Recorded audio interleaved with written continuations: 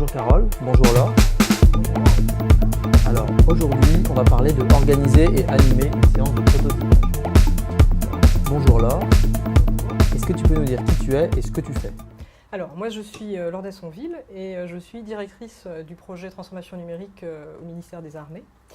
Moi, ce qui me passionne, c'est d'impulser des dynamiques collectives, poussant du changement, évidemment, avec le digital et toutes ces nouvelles méthodes, cette nouvelle façon de faire, en gardant toujours présent à l'esprit le collectif, le travail ouvert, et puis l'envie de produire des choses concrètes, des solutions opérationnelles. Et ça sert à quoi de faire du prototypage? Alors, moi, je ferai d'abord une différence entre différentes choses. Un prototype, une maquette et un démonstrateur. Un prototype, pour moi, c'est un peu le premier de série.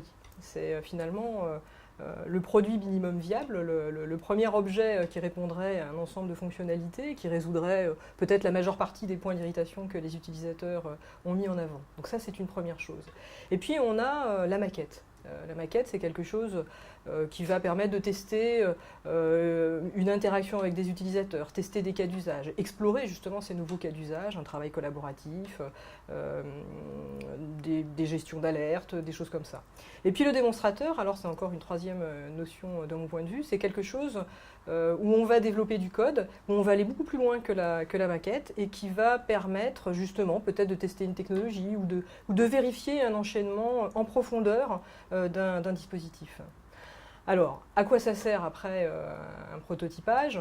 Avant tout, c'est quelque chose qui va permettre de tester. C'est quelque chose qui va permettre de tester et d'expérimenter. C'est l'occasion de vérifier qu'on ne s'est pas trompé, d'explorer une piste, se donner la possibilité de revenir en arrière ou de se réorienter, de pivoter parfois. Un prototype, c'est quelque chose qui permet aussi d'accélérer. Puisque très rapidement, avec les outils qu'on a aujourd'hui, notamment le maquettage, en quelques jours, on peut avoir une visualisation concrète, une matérialisation de ce que les gens ont imaginé. Et évidemment, l'accélération, c'est un facteur clé de succès. Alors cette phase de prototypage, elle arrive à quel moment en fait dans la vie d'un projet? Alors elle arrive dès le début. Dès que quelqu'un a une idée, qu'on a un petit peu développé l'idée, qu'on l'a transformée en proposition de valeur, c'est le moment de réunir les parties prenantes, les utilisateurs, et de se lancer dans l'aventure. Donc, dès le début. C'est le temps de l'innovation. On a droit donc à beaucoup de choses. On peut construire 1, 2, 3 prototypes pour tester plusieurs cas d'usage. Mais dès le début. Mais alors ça s'organise comment une séance de prototypage concrètement? Alors, pour faire une séance de prototypage, il faut d'abord des utilisateurs, donc une équipe. Après, il faut un sponsor. L'idée n'aboutira pas s'il n'y a pas derrière une autorité cliente qui va soutenir, porter l'idée, en être convaincu. Voilà. Et puis il faut évidemment des outils, il faut une méthode. Et donc une bonne méthode, c'est de s'inspirer par exemple de ces nouvelles façons de faire qui sont la pensée design, où on va tout d'abord écouter les utilisateurs, s'immerger dans leur vision, dans leurs besoins, dans leurs relations à leurs solutions. On va les écouter, on va comprendre un petit peu leurs problèmes, on va caractériser et puis on va commencer à rentrer dans leur vécu, dans leur parcours. Ça s'appelle l'expérience utilisateur. On va la formaliser. On va même aller jusqu'à la dessiner et ça c'est quelque chose qui est incroyable parce que le digital c'est quand même quelque chose de très abstrait. Avoir l'occasion de dessiner ce que les gens ont imaginé, avoir l'occasion de le scénariser, de faire ce qu'on appelle un storyboard comme une bande dessinée, c'est quelque chose d'incroyable.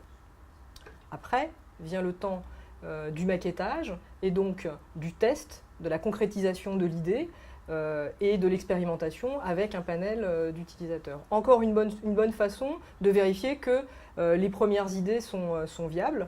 Présentation aux utilisateurs, présentation aux sponsors, et tout cela de manière itérative. C'est ça qui est intéressant dans ces nouvelles méthodes, c'est qu'on peut rejouer ce qu'on a imaginé plusieurs fois, et à chaque fois on va ajuster.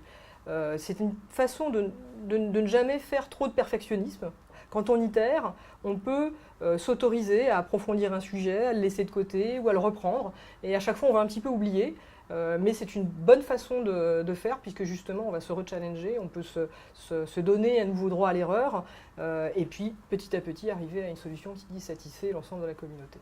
Et est-ce que tu peux nous raconter un exemple ou deux de séances de prototypage que vous avez organisées ?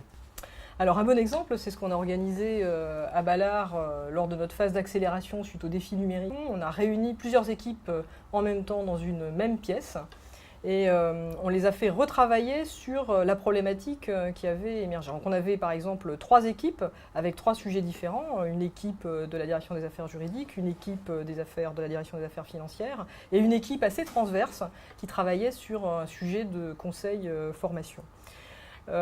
Très rapidement, les équipes se sont réunies, chacune dans un coin de la pièce, et puis elles ont commencé à reformuler la problématique en chacune produisant leurs idées sur des post-it. Des questions ont émergé sur mais d'où viennent les problèmes. Et puis, il y a une autre phase qui a démarré assez vite, qui est d'identifier quels sont les types d'utilisateurs, quels sont les profils. Alors ça, c'est ce qu'on appelle un petit peu les personas. Donc il s'agit de caractériser chaque individu au travers de ce qu'il pense, de ce qu'il ressent, de ses préoccupations premières. Et là, les gens communiquent autour d'un même panneau en matérialisant d'ailleurs l'individu. On lui donne un prénom, on lui donne un visage, on le dessine.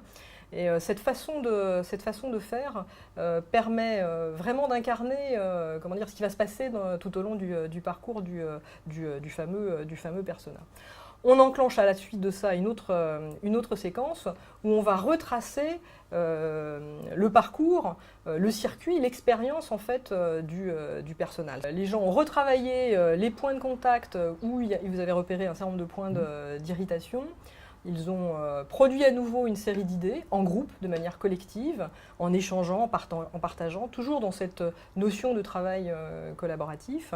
Et puis, à l'issue de cette phase-là, les interactions ont commencé à émerger, on a formalisé tout ça, on a commencé à le maqueter, et on l'a maquetté avec des outils très simples, on l'a maquetté avec des post-it, voilà, on a simulé un petit peu l'écran en dessinant des choses sur le post-it, Ouais. des carrés, des zones réservées, on a positionné ça sur des paperboards, les gens ont rajouté des post-it. Ils ont commencé à échanger des post-it, à écrire des choses sur les post-it, et petit à petit, Ça commence comme ça. l'interface s'est dessinée. Et à l'issue de cette journée de travail, les gens avaient déjà une première représentation de ce que pouvait être leur outil. Alors, bonjour Carole. Est-ce que tu peux nous dire qui tu es et ce que tu fais? Bien sûr, donc moi je suis Carole Stromboni, je travaille pour le département de la Seine-Saint-Denis, je suis responsable du laboratoire d'innovation qui a été créé en décembre 2016 suite au vote de notre stratégie numérique. Alors dans votre lab, vous faites du prototypage. Est-ce que tu peux nous dire à quoi ça sert de faire du prototypage? Alors oui, nous on fait du prototypage, le lab travaille en saison de 6 mois.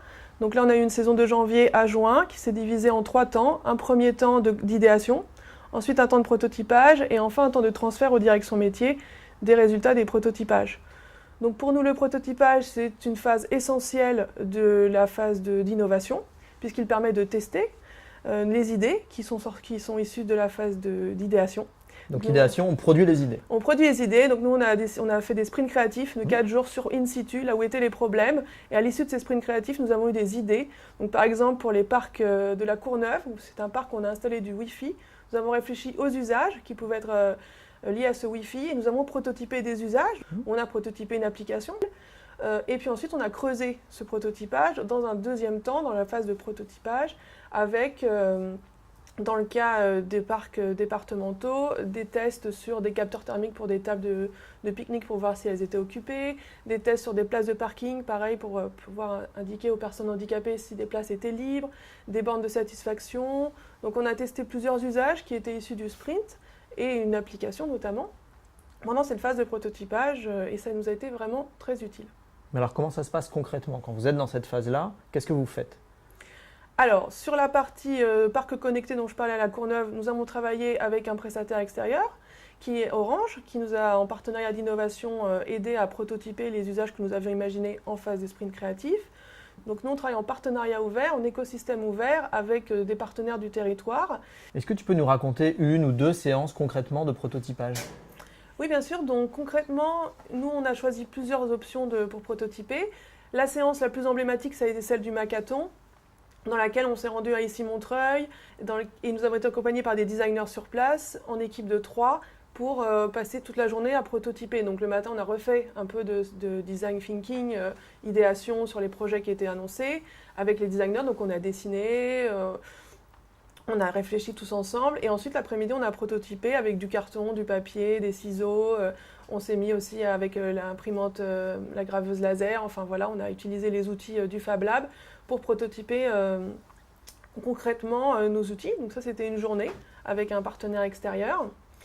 Un autre temps de prototypage, ça a été avec Marvel. Donc cet outil permet de dessiner des écrans d'application et ensuite de prendre en photo et de pouvoir identifier des zones cliquables. C'était vraiment assez enthousiasmant de pouvoir réaliser si vite des prototypes. Mais alors, en termes d'outils dont on a besoin, est-ce qu'on peut prototyper avec ça, par exemple? Tout à fait, on peut prototyper avec ça, on peut prototyper avec ça. Et ce que je disais avec Pop Prototyping ou Marvel maintenant, c'est que les deux sont complémentaires. Donc nous, on pouvait effectivement prototyper des écrans d'application et déjà les paramétrer. À mon sens, avec le téléphone aussi, on peut faire des films, on peut prendre des photos, faire des romans photos, voir un peu le parcours usager, tester avec les habitants ce à quoi ça pourrait ressembler. Donc évidemment, on peut prototyper avec papier, ciseaux. Alors d'accord, tu dis qu'on peut prototyper avec ça, mais on peut faire quoi concrètement? Alors concrètement, on prototype avec un téléphone, on peut faire plusieurs choses. Moi j'ai une collègue, elle a fait une vidéo sur un nouveau service qui pouvait être proposé à des personnes âgées dans les campagnes, qu'elles puissent être conduites par des auto-écoles. Donc avec son équipe de prototypage, ils ont fait un film ensemble. Et avec leur téléphone? Avec leur téléphone. Donc on peut filmer avec son téléphone des cas d'usage et tester auprès d'utilisateurs potentiels et on a une idée de ce à quoi pourrait correspondre le service. Un téléphone, ça peut aussi servir pour prototyper une application. Donc il y a des outils qui existent comme Marvel Application qui permettent, en dessinant des écrans, de les photographier, d'identifier des zones cliquables et donc de créer son propre menu et son propre parcours à l'aide de dessins. Donc en moins d'une journée, on peut avoir une application qui fonctionne. Voilà 2 exemples de prototypage avec un téléphone.